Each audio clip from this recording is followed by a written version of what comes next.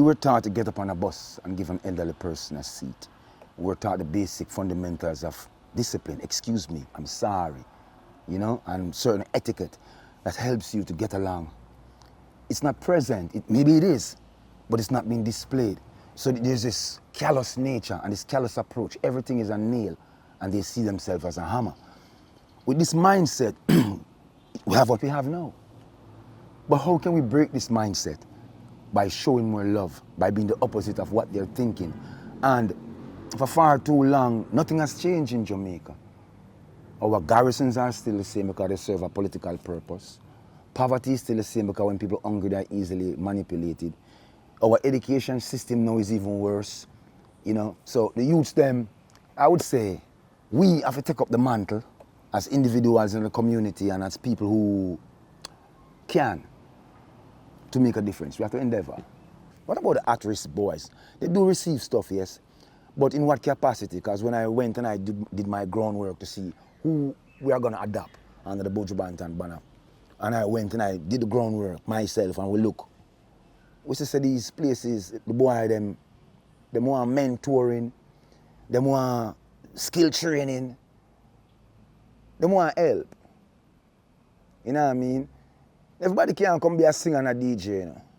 There's a saying that goes, to whom much is given, much is expected. And Mr. Mari is urging other artists who have been successful to pay it forward. If everyone of my DJ virgin them, or my singer virgin them, decides we could come together and do something for the same people them who would have buy a bread and say, no, I'm not buy the bread, I'm going to buy the ticket for go see the concert. I could give them back something from Yassa. You know? So when I go there and see the youth, them, my heart reach out.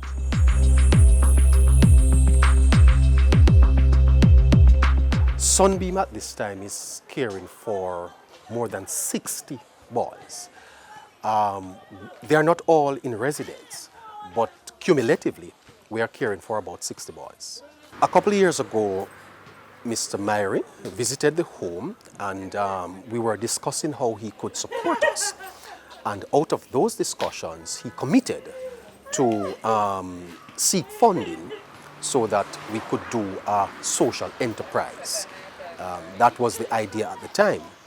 Well, he then entered the JCDC festival competition, and he won.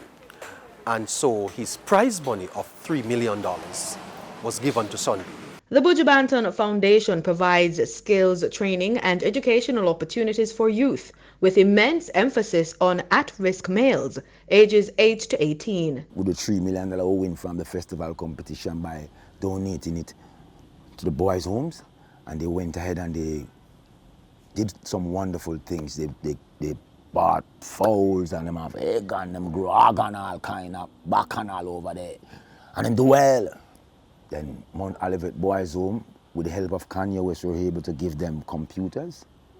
And with the help of Kanye West again, I was able to give the Sunbeam Boys Home computers as well.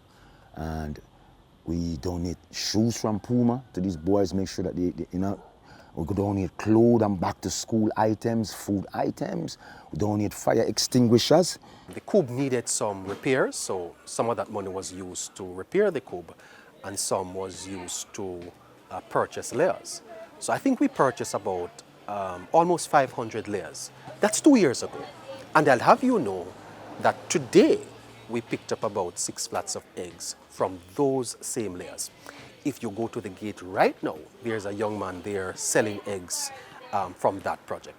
When it comes to boys, giving them tools is not enough. Effective reasoning is important.